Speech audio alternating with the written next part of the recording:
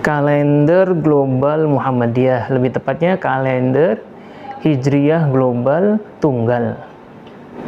Jadi baru-baru ini Muhammadiyah bertekad sudah beralih ke kalender global tunggal, di mana Muhammadiyah ingin seluruh dunia menggunakan satu kalender Islam untuk menandai hari-hari ibadah penting bagi umat Islam. Yang tadinya itu Muhammadiyah memakai sistem hisab dengan matla atau tempat terbit bulan itu di wilayah Indonesia, terutama di Yogyakarta misalnya. Nah, sekarang Muhammadiyah ingin matlaknya itu di seluruh dunia. Jadi kalau kita lihat kalender Hijriah global tunggal atau disingkat sebagai KHJT, itu ada 4 hal yang perlu kita ketahui ya, kita perhatikan. Yang pertama adalah kalender. Kalender itu ya sistem penanggalan yang di bahasa Arab biasa disebut sebagai at-taqwim. Yang kedua ada Hijriyah. Tentu kalender di dunia banyak, ada kalender Masehi ya, kemudian ada kalender Cina, ada kalender India dan lain sebagainya itu.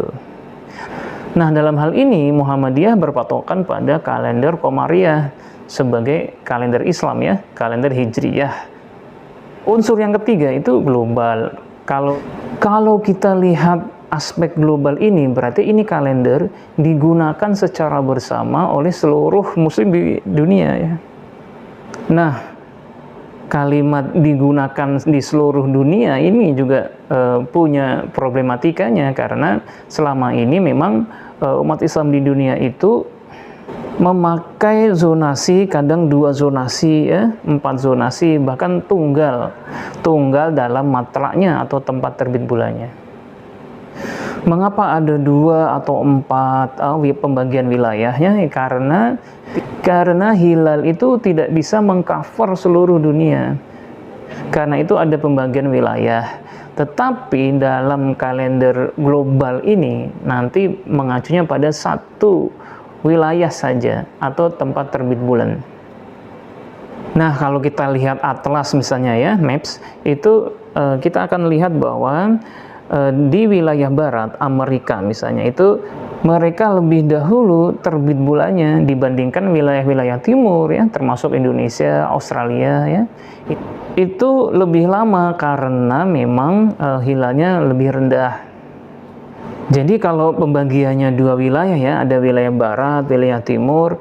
Wilayah barat tuh biasanya mengacu pada 30 derajat bujur ya. Biasanya itu di wilayah-wilayah Amerika ke sana. Nah, wilayah-wilayah seperti Eropa ya, baik ke Asia itu semua masuknya wilayah timur.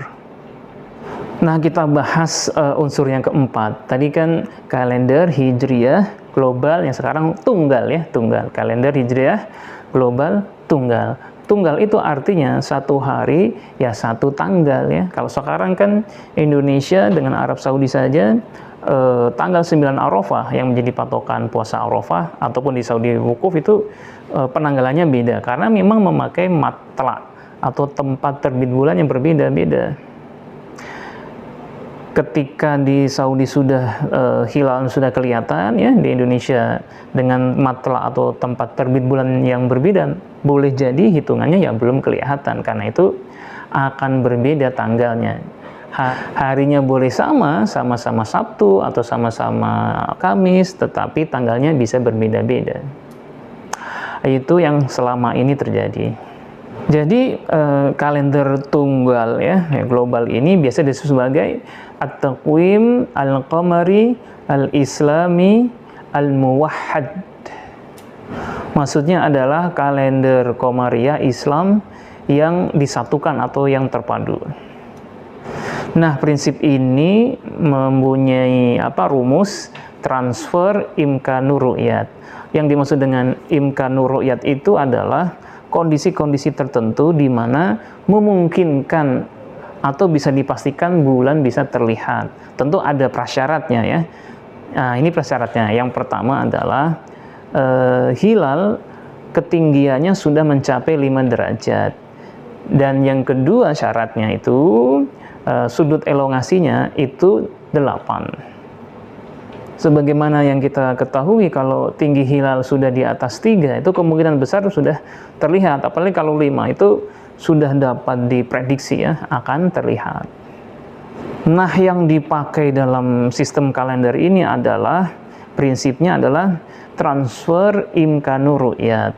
Misalnya kita patokannya yang hilalnya lebih kelihatan ya, lebih kelihatan dulu di wilayah barat di Amerika Serikat misalnya, sudah memenuhi kriteria ini, di mana tinggi hilal secara hitungannya dihisap sudah di atas 5 derajat dan sudut elongasinya sudah 8, maka ini bisa ditransfer ke wilayah bumi yang lain, termasuk wilayah timur di Indonesia ya, di Asia dan lain sebagainya itu. Nah, kalau kita perhatikan imkanu ru'yat ini dasarnya adalah bahwa bulan dalam penanggalan Hijriyah ya, atau dalam penanggalan Islam itu kan peredarannya itu ajek gitu, 29,5 hari.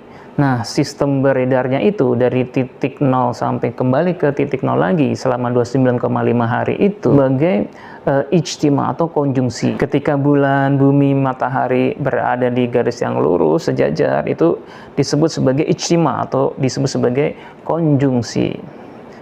Nah, inilah patokan 0 derajatnya ya. Dan konjungsi ini adalah patokan untuk memulai bulan yang baru. Tentu menghitungnya pakai data-data atau hitungan astronomis ya. Misalnya di wilayah barat di Amerika Serikat misalnya, ini sudah kriteria setelah hisab tadi dihitung itu sudah imkanu ru'yat dengan kriteria yang tadi itu. Karena memang ya di barat lebih cepat ya, lebih cepat. Maka wilayah-wilayah di timur itu bisa menyesuaikan yang di barat karena di timur lebih lambat ya, lebih mudah untuk menyesuaikan. Jadi ditransfer imkanu ru'yat itu dari barat ke timur. Jadi kalender Hijriyah global terpadu ini adalah balik ke prinsip ittihadul matali, yaitu penyatuan matla atau tempat terbit bulan.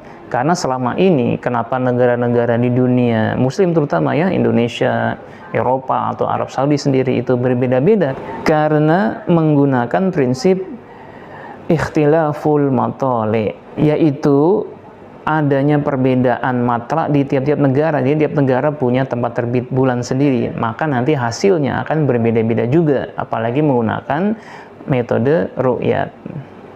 Dalam ittihadul matali ini menggunakan prinsip satu wilayatul hukmi ya, wilayah hukumnya cuma satu menjadi patokan.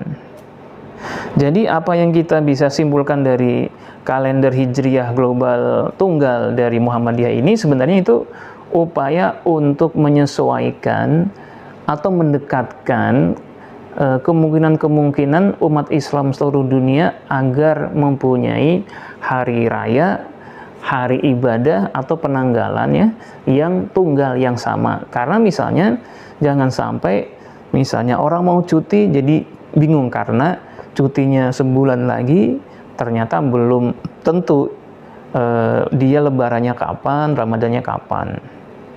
Karena menunggu ru'yat ya, ru'yat yang berbeda-beda di tiap negara. Apalagi bagi orang yang bekerja di luar negeri ya, di mancanegara, yang berdiaspora ya, itu akan menyulitkan ketika tidak mempunyai patokan kalender tunggal umat Islam. Misalnya PBB mau mengadakan sidang tahunan atau sidang yang penting. Kalau ada kalender tunggal yang disepakati, maka PBB bisa mengagendakan agar misalnya sidang PBB jangan di hari raya atau jangan di hari-hari penting umat Islam. Karena tentu delegasi umat Islam akan kerepotan kalau sidang PBB di hari raya atau hari-hari penting seperti hari haji dan lain sebagainya itu. Baik, kalau saya pribadi, saya mengapresiasi ini adalah bentuk ijtihad ya, dan Muhammadiyah memberikan alternatif solusi.